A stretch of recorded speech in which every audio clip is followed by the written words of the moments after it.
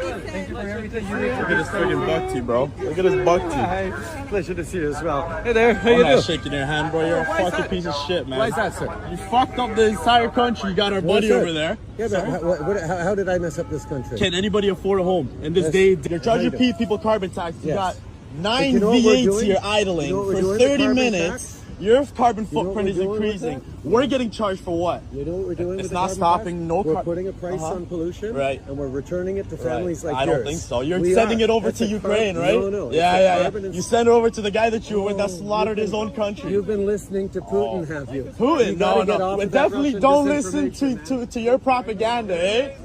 You got propaganda, bro. Fucking piece of shit, man. Fucking dumbass. Get the fuck out of here. This is Dan Dix here reporting for Press for Truth, coming at you here today with some good news, my friends. The Canadian people have finally had enough of Justin Trudeau, and he's now constantly getting the greetings he deserves. The clip that you just saw is a pretty good example of how a lot of Canadians are feeling about what this man has done to this country. And there's certainly no shortage of video content that proves this man is an idiot. I mean, he recently gave a standing ovation to a literal Nazi. Zelensky's speech received at least a dozen standing ovations. There was also one for this man, a 98-year-old Ukrainian Canadian who fought for Ukrainian independence against the Russians during the Second World War. When Justin was asked about this, he figured it'd be a good time to bring up Russian disinformation. Obviously, it's extremely upsetting that this happened. The speaker has acknowledged his mistake and has apologized. But this is something that is deeply embarrassing to the Parliament of Canada and, by extension, to all Canadians. I think particularly of Jewish MPs and all members of the Jewish community across the country who are commemorating Yom Kippur today. I think it's going to be really important that all of us push back against Russian propaganda, Russian disinformation, and continue our steadfast and unequivocal support for Ukraine, as we did last week with announcing further measures to stand with Ukraine in Russia's illegal war against it. Even Putin himself chimed in on this, calling the former Speaker of the House an idiot for applauding a Nazi veteran. Russian President Vladimir Putin on Thursday called Canada's former Parliament Speaker an idiot after the legislators celebrated a Ukrainian World War II veteran who had fought alongside the Nazis. If the Speaker of the Canadian Parliament says that during World War II, this Canadian-Ukrainian or Ukrainian-Canadian Nazi fought against the Russians, he cannot help but understand that he fought on the side of Hitler, Putin said. Let's assume he doesn't know this, the Russian leader said. But if he doesn't know that Hitler and his minions fought against Russia during the war, then he's an idiot. It means he just didn't go to school. By the way, watch here how Trudeau winks and sticks out his tongue and welcomes in the new House Speaker. Premier Ministre. The Right Honourable Prime Minister. Très honorable.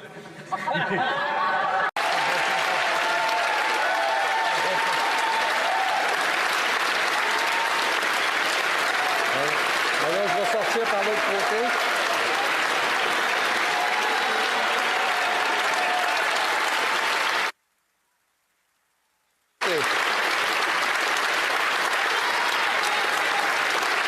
Vous me donnerez ça tout à l'heure. When the Million March for Children rallies kicked off all across the country, this is what Justin Trudeau had to say about it. Let me make one thing very clear. Transphobia, homophobia, and biphobia have no place in this country. We strongly condemn this hate and its manifestations, and we stand united in support of 2S LGBTQI+ Canadians across the country. You are valid and you are valued. The rally was launched by concerned parents who don't want the state teaching their kids about gay pride and transgender issues. But that, to him, is apparently hateful. But viewers of this channel shouldn't be surprised by any of this, because I've been warning you about this for well over a decade now. In 2012, 3 years before he was selected as Prime Minister, I confronted him on whether or not he has ever attended a Bilderberg conference or if he would go if he was invited. Justin, I came in from Toronto just to ask you 2 questions today. Just two quick questions. I'm not. There's an interview scrum afterwards. Right now, I'm just doing. Yes, we never got that. If you do get invited to Bilderberg, are you going to go?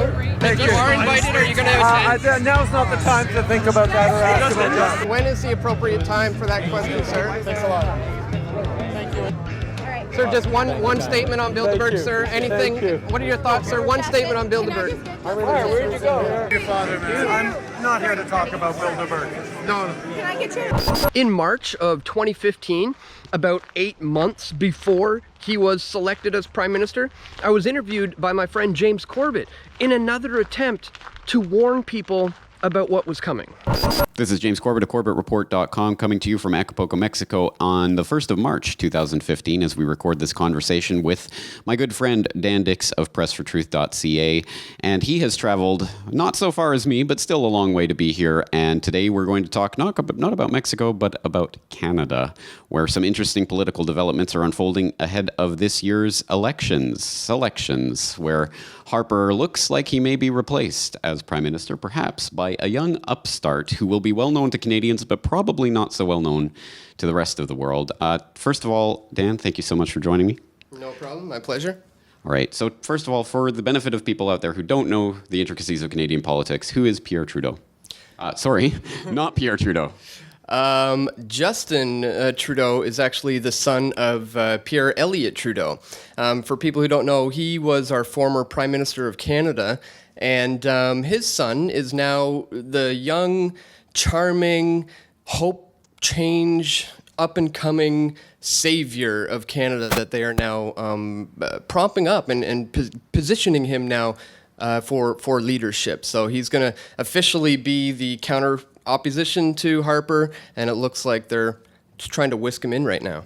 Yeah, a couple of things going on there. As you see, I already confused him with his father. And, of course, we have the Obama Hope and Change template that seems to be at work right now. So he is the head of the Liberal Party right now? He is currently the leader. Interestingly enough, they don't necessarily have a platform, really. He's not really campaigning on any kind of one specific platform. However, something that he's doing, which we can see it for what it is going for the weed ticket. Right now, there's a lot of things happening with the legalization of marijuana in Canada. As far as the medicinal users, there's a lot of laws being changed right now. So Justin Trudeau is playing the weed ticket by saying, I'm going to legalize marijuana if you vote for me. And of course, he's getting all the young votes are just flocking towards him because of this. Unfortunately, people don't actually look into what he means by legalization. And as we know, all of these politicians often make promises that they never really keep. So it's funnily enough that I suppose is his campaign, that he's going to try to ride in on the weed ticket. So we're going to have to see how that one goes. When Justin Trudeau was riding in on the weed ticket, we had guys like Mark Emery, the self-described king of pot, championing for him and trying to get every eligible young voter out there to vote Liberal. I confronted Emery about this to his face, and he now infamously said, "Your concerns are not my concerns." And he walked out of the interview. The only really important result is that we get a Liberal majority on October 19th. In that regard, would hopefully lead to legalizing marijuana or taking it out of the schedule 6 months later, and the province is regulating it, and then we'll see what we can do there. We know these parties are known for riding in on tickets. Let's just hypothetically say if Trudeau was riding in on the weed ticket. I mean, where does he stand on foreign policies? Where does he stand on military intervention? Where does he stand on a monetary reform? Are you aware of his positions on these things? I couldn't care less. I absolutely could not. To me, this whole election is entirely a referendum on legalizing marijuana with the benefit that we get rid of Stephen Harper. I really don't care about the other views of any of the parties because they're all nuanced at best. It's all really a battle over personalities if you get beyond our one issue. But our one issue I've been working for 45 years of my life, and we have never had an opportunity like this as a voter. So we'd be absolutely stupid and derelict not to seize this opportunity to see if we can get a party that has a chance to form a majority that promises full legalization, to actually see if that happens. There's never been a chance like that, and there's not likely to be one if we fuck this up. It seems like a dangerous move to put that much into somebody like Justin Trudeau when you're not even aware what kind of foreign policies and what kind of wars of aggression he might continue, or if he's going to continue the things that Stephen Harper has been doing, the things you've been fighting against for 14 years. How do you know you're not being duped into voting for Justin Trudeau to carry on these same old things, the same old left-right, same two sides of the same bird? Your concerns are not my concerns. I don't have any of those concerns. I am completely confident that if we got a Liberal majority, we would see some form of legalization, and that's all I care about. I do not care about the other thing. They're not going to change, whether it's the NDP, Liberals, and Conservatives, for the most part. And other parties simply aren't going to have it. They don't get the economic support. They don't have the numerical support. You know, I'm playing in the real world. I want to see change in the next year. That's only going to happen if people vote for the Liberal Party. It's not going to change if they vote for the Green Party, the NDP, or the Conservatives. My goal is single-minded, as I've told you. Legalizing pot, this is the only way I can make that happen going to the polls. How many times do these politicians have to make these promises before we start to realize that they don't carry out these promises once they get in? You're editorializing. If you're a journalist, you're supposed to ask me the questions. What you've just done is stated an opinion which I don't agree with, nor do I want to discuss, because it's a cynicism that I have no value for. Okay, well, it's very serious, because this is leading towards... It's serious to you, but I've told you, it doesn't bother or concern me. I don't care what they stand for. I'm comfortable being a member of the Liberal Party and advocating them for the very important reason to legalize marijuana. I'm simply not on the radar to identify any other issue. Anyway, I got to run. I got to see my wife. It's been good talking. Thank you. All right, take care. All right. Well, there you have it. That is Mark Emery's position on putting blind faith into Justin Trudeau, the leader of the Liberals, riding in on that weed ticket. So we'll just have to wait and see if this tarnishes the Mark Emery legacy or not. My friends, there are some serious lessons to learn from that interview, and also about the dangers of putting blind faith into your new so-called leader. Back then, people were hating on the Prime Minister at the time, Stephen Harper, so much that they would have done absolutely anything to bring in anybody but him. And that was all by design. And my friends, it's all happening again. We're about to repeat the same cycle. I now see people hating on Justin Trudeau just as much as they were on Stephen Harper back then. And they now today are willing to take in anyone except him. And that, once again, is a very dangerous position to take. So if you think the official controlled opposition, Pierre Poilievre, is going to somehow be the savior of the situation, you better think again. Guys, back when I was warning people about Justin Trudeau, I made a film called The Democracy Deception. And then I followed that up a few years later with The Democracy Deception Part 2, What's the Alternative?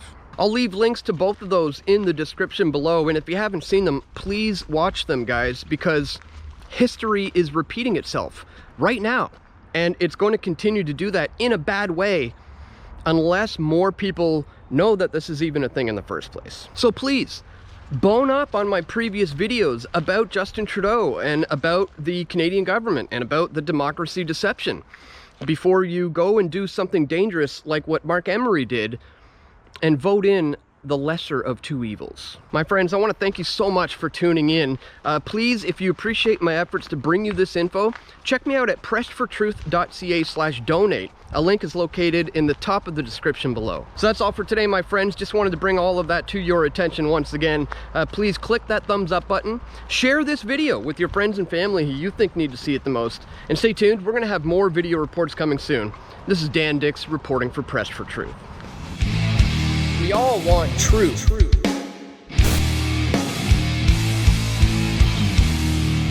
The truth will set you free.